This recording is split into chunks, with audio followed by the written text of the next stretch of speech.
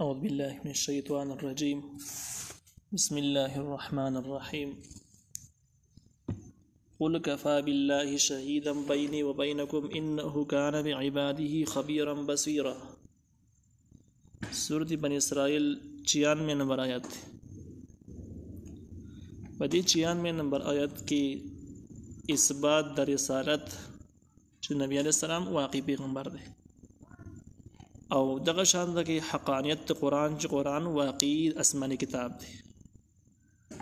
نو دغه دو مضامین په دې آیت کې ثابتېږي، اثبات د رسالت او اثبات د حقانیت د قرآن. هغه په دې شان سره چې وړاندې د کافرانو د پاره تفصیلي دلایل بیا د کافرانو ضد او تعصب ذکر شو، دغه نه بعد تفصیلي دلایل او د هغوی سوالونو اعتراضونو جوابونه ذکر شو. لیکن کافران هم بیا په خپل ضد باندې کلک ولاړو، کوم چې ضدي خلکو ایمان یې نه راوړو.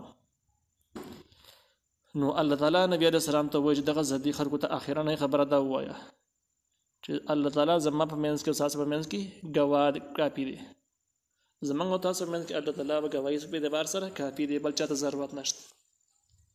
ځکه چې انه کان بعباده خبیرا بصیرا، یقینا د الله تعالی بندگانو خپل باندې خبردار او لیدونکی دی. د بندگانو پوره احوال او پوره شان سره لیدلو والا ذات صرف الله تعالی دی، او هغه په دې خبره باندې پوره خبر دی یعنی چې زه پیغمبر یم او تاسو په دې خبره کې په باطل باندې ګمراه یې. نو دغه یو ګواه هم زموږ لپاره کافي دی.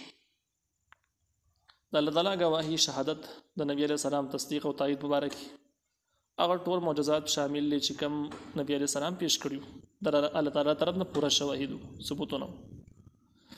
دغه شان د قرآن په خپل باندې احادیث مبارکه کې څومره دلایل د نبی علیہ السلام د رسالت ذکر شوی دي، دغه ټول د الله تعالی د ګواهي په منزله باندې د ګواهي قائم مقام دي.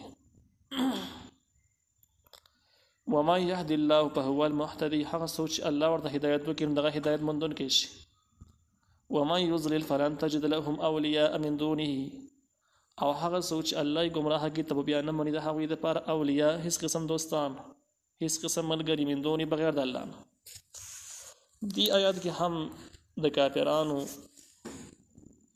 د یو سوال او د اعتراض جواب ته اشاره ده. کافرانو اعتراض دا کو چې نبی علیہ السلام واقعي پیغمبري د پیغمبر شان خو لوی دی، نو پکار ده چې د ټول خلکو دی منلی وي، لیکن خلک یې نه مني. نو چې خلک یې نه مني نو دې اندازه ولګېده چې پیغمبر نه دی. دا د کافرانو اعتراض. جواب یې دا دی چې ومن یهدي الله فهو المهتدي ومن یضلل فلن تجد لهم اولیاء من دونه، هغه څوک چې الله ورته هدایت وکړي هغه هدایت موندونکی شي، یعنې د هدایت د الله تعالی د مرستې د توفیق نه بغیر ممکن نه دی. او د ظالمانو ضدي خلکو سره او د مجرمانو خلکو سره د الله تعالی امداد نشته دی، موجوده کافرانو سره نشته، کوم چې په مخالفت کې اخته دي. نو ځکه دا خلک یې نه مني. او کوم خلکو چې د الله تعالی امداد ورسره دی، الله تعالی ورته توفیق ورکوي، مرسته ورسره کوي، هغوی هدایت موندلی دی. کوم چې د الله تعالی مرسته نشته، الله تعالی هدایت نه غواړي، هغوی نه دی موندلی. نو دا خبره نه ده چې پیغمبر ټول خلک مني، پیغمبر به ټول نه مني، پیغمبر به نه، بلکې خبره دا ده چې الله تعالی چاته هدایت وکړي نو دغه هدایت موندونکی چې چاته نه کړي هغه ګمراه. او په هر زمانه کې پیغمبران تیر شوي دي او د هغوی سره دشمنان هم پاتې شوي، دوستانې هم پاتې شوي دي. مخکینی تاریخ هم دغه شان روان دی. دا اعتراض خپل ځای باندې باطل دی. ونحشرهم یوم القیامة، او موږ به راجمع کړو دوی لره په ورځ د قیامت باندې علی وجوههم په مخونو خپلو باندې عميا لاندو وبکمن کاڼو وسمن کاڼو، یعنی د تخویب اخروی د کافرانو لپاره چې د نبی علیہ السلام مخالفت او د آسماني دین او شریعت او د آسماني کتاب مخالفت دومره معمولی خبره نه ده، بلکې دا ډېره لویه خبره ده. د دې جرم په سزا کې به الله تعالی د خلک نسکور د قیامت په ورځ باندې راولي. لاندې به همي کاڼه به همي چاړیګان به همي د قیامت مختلف احوال په یو حالت کې به دوی داسې هم راشي، دا حالت به دوی باندې هم راشي. په ځینې حالاتو کې به سم رواني، په ځینې حالات کې به ډاندې، په ځینې کې به کاڼه چړیګانې. د قیامت مختلف احوال دي، یو حالت په دې باندې دا هم تېرېږي راځي. مأواهم جهنم، ځای جهنم دی. کلما خبت، هر کله چې کم شي اور د دی، زیدناهم سعیدا، موږ بیا زیاته ورسېدلو دپاره. دا د خوی اخروي شو، او د اسلام او د شریعت د مخالفینو، د پیغمبرانو بزرګانو د میشن مخالفینو دپاره د آخرت احوال ذکر شو چې خلک خپل انجام مخې ته کړي او توبه وباسي. ذلک جزاؤهم دغه جهنم د دوی بدله ده. دې ځای نه اخوا اسباب د عذاب ذکر کیږي چې د خلکو ته عذاب ولې ملاویږي. آخرت کې قبر کې دنیا کې عذابونه چې کوم راځي د دې اسباب څه شي دي نو په دې ځای کې اسباب ذکر کیږي او څو په نورو ځایونو کې ذکر شي او څه مخکې ذکر شوي دي. الله تعالی وایي ذلک دغه سزاګانې د دوی جزاؤهم د دوی بدله ده بأنهم په دې وجه کفارو چې دوی کفر کړی دی په آیاتنا زموږ په آیاتونو باندې یعنې زموږ د آسماني آیاتونو نه منکر شوي دي نه مني.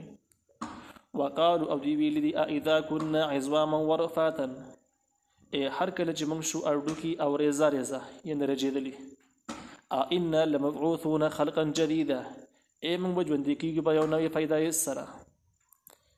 نو ګویا چې د دوی دا خبر اصل کې د الله تعالی د قدرت نه انکار وشي چې الله تعالی په دې قادر نه دی چې خلق قبرونه بیا راوباسي او د الله تعالی د قدرت نه انکار کول کفر دی. دغه شان دوباره ژوندون د قرآني آیاتونو نه ثابت دي او قرآني آیات دا انکار د قرآني آیاتونو نه هم راغی. نو ګویا چې د الله تعالی د قدرت نه هم انکار شو د آیاتونو نه هم انکار شو. نو دغه دومره لوی سزا ورته یو په دې وجه میلاوي چونکې د دوی د دې سوال بنیادی دغه چې کوم دی بنیادی دا ده چې الله تعالی د قدرت نه منکر دی چې ګویا الله یې نشي. نو الله تعالی جواب کوي اولم يروا دوی نه ګوري ان الله الذي يقين الله تعالی حق ذات خلق السماوات چې پیدا کړي د اسمانونو او ارض او ځمکه قادر د قدرت والا دی علی ان يخلق مثلهم په دې معنی چې پیدا کی علی ان يخلق علی په دې باندې قادر دی په دې معنی چې پیدا کی مثلهم په شان دوی وجعل لهم اجلا او مقرر کړی دی د لپاره نیټه لا ریب فیه چې شک نشته په هغې کې. حاصل دا شو هغه ذات چې ځمکه او اسمانونه پیدا کولی شي د هغې نظام قایم دایم ساتلی شي ته دومره زمانې رئیسي قایم او ذره پرخ پکې دا نه وي. دغه ذات کولی شي چې هغه خلک چې یو پرې پیدا کړی دی بې وجرې دی خلک هم دوباره ژوندی کړي. یعنې ځمکې او اسمانونو د پیدایش په نسبت باندې د انسانانو دوباره ژوندون دومره مشکل نه دی او دغه لوی قدرت نه په خپله دا معلومیږي د ځمکې او اسمانونو د قدرت نه چې دوباره ژوندون معمولي شي د انسانانو دپاره چې الله تعالی ښه په اسانه شي. لیکن سوال دا دی چې کافرانو به ویل چې که دوباره ژوندون وي نو بیا دومره زمانه کې په څوک قبر نه دوباره راوتلی به ژوندی شوی به وي خو معلومیږي دا چې نشته. الله تعالی جواب کوي چې وجعل لهم اجلا لا ریب فیه الله تعالی مقرر کړی د هغې دپاره یو ټیم یو نیټه لا ریب فیه چې هیڅ شک نشته په هغې کې. د دې مطلب دا دی دوباره ژوندون دپاره یو ټیم مقرر دی او هغه د اسرافیل علیه السلام دویمه شپېلۍ ده د هغې نه بعد به ژوندی کېږي مخکې نه ژوندی کېږي. نو چې په خپل ټیم باندې ژوندی کېږي نو که ورسره ژوندی نه شو نو داسې سوال دی نه ځکه چې د هر کار خپل مقرر وخت په وخت باندې به کېږي او خپل مقرر وخت نه وړاندې کېدلو باندې سوالات اعتراض راپورته کول ټیک کار نه دی. الله تعالی وایي فابى الظالمون الا کفورا ناشکري کوي انکار کوي ظالمان خلک د هر یو شي نه د هر یوې خبرې نه الا کفورا مګر د ناشکرۍ نه انکار نه کوي. یعنې ظالم پهچان دا ده چې صرف ناشکري به یې کلکه نیولي بلې د هرې خبرې نه منکري خو شکر به نه وباسي د شکر نه به همیشه منکري. نو دغسې حال انسانانو دی د قرآن شکر یې ادا نه کړو د پیغمبر شکر یې ادا نه کړو د الله تعالی د نعمتونو قدر او احساس یې پیدا نه کړو مستقل ناشکري البته چې کله آسماني څه حکم هم راځي نو بس دوی مسترد کوي هغه نه مني. نو ظالمان یعنې بې انصافه خلک هغو پیشه دا ده چې یو د ناشکرۍ نه علاوه هېڅ خبرې هم قایل نه دي صرف ناشکري کرکه نیوله د پیشه ګرځوله باقي یوه خبره هم مني نه. قل ورته ویل لو انتم تملكون خزائن رحمة ربي اذا لامسكتم خشية الانفاق وكان الانسان قطورا. دې ځکه کې هم د یو سوال جواب دی. سوال دا دی چې کافرانو به نبي علیه السلام ته ویل چې ته داسې وکړه چې موږ له په دې مکې معظمه کې ښایسته ښایسته باغونه ولګوه او نهرونه راوباسه پکې موږ له آباد کړه چې موږ له کله آباد کړو چینه پکې راوباسه نو بیا به موږ به زموږ د قوم به ترقي وکړي د قبیله به ترقي وکړي او د هغې په وجه به موږ ایمان راوړو. لیکن که داسې نه شئ کولی نو کم از کم ځان دپاره شخصي طور هم د سرو زرو یو کور ځان ته جوړ کړه په دې معجزې په ذریعه باندې چې موږ یې وینو. د هغې نه بعد بیا موږ ومنو چې هلته پیغمبر او ځان دپاره خو دې څه وکړه کم از کم نو ایمان به در باندې راوړو. او باوجود د دې چې دومره زیاتې معجزې نبی علیه السلام پیش کړي په هغې باندې سترګې پټولې. دې سکند کې د هغې جواب دی چې که ته د خزانو د خلکو ترقي غواړي او دا غوزر او بانت ته نیول همیشه دپاره باطل خلک همدا خبره کوي چې قوم خدمت دی د قوم دپاره ولاړ یم د قوم دپاره خبره کوم او همیشه دپاره یې کار ځان له روان کړی د قوم غم نه کوي. کوم خلک چې د الله نه یېرېږي به د قوم څه پروا وکړي. نو الله تعالی وایي قول ورته وایي لو انتم تملکون خزائن رحمت ربي که تاسو مالکان شوئ د خزانو د رحمت د رب زما اذا لامسکتم خشیة الانفاق په دغه وخت کې به تاسو بندي کوي د خزانو لره د یاري د خرج کولو نه چې ختم نشي. وکان الانسان قطورا او د انسان بخیل یعنی که دغسې وم شي دغه باغونه او د هر څه برابر هم شي نو بیا هم تاسو به دومره بخیلان شو چې کوم کې قابض هغه به قابض وي او باقي خلکو ته به ذره شی نه میلاویږي ځکه د انسان فطرت د بخل دی.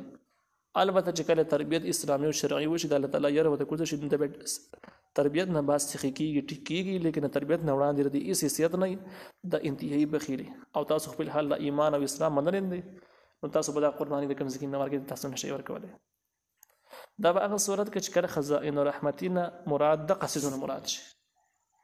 خزائن رحمت ربي نه مراد دغه باغونه او نهرونه او دنیوي څیزونه شي. لیکن د مولانا شبالي تانوي رحمه الله رایې دا ده چې خزانې د رحمت د رب زما نه مراد د دې آیت نه مراد د نبوت رحمت مراد دی. خزانو د رحمت نه مراد د رحمت تقسیم د نبوت تقسیم او د نبوت رحمت نه مراد نبوت دی. نو معنی دا شوه چې تاسو به تمامو دلایل او تمامو ثبوتونو باوجود پیغمبري ونه منله نو تاسو صرف غنی دا غواړئ چې پیغمبري تاسو په اختیار کې راشي نو به ومنئ او که تاسو په اختیار کې راشي نو بیا هم تاسو دومره بخیلان و چې هیڅوک به هم هیچا ته به هم نعمت ور نه کوي ځکه د انسان فطرت بخل دی نو بیا به هم تاسو بخیلان پاتې شئ پیغمبري به چاته میلاو نشي. دا رای د مولانا اشرف تانوي رحمه الله ده د هغه صورت کې چې د رحمت نه مراد نبوت شي او د اولنۍ معنی د عام مفسرینو ده.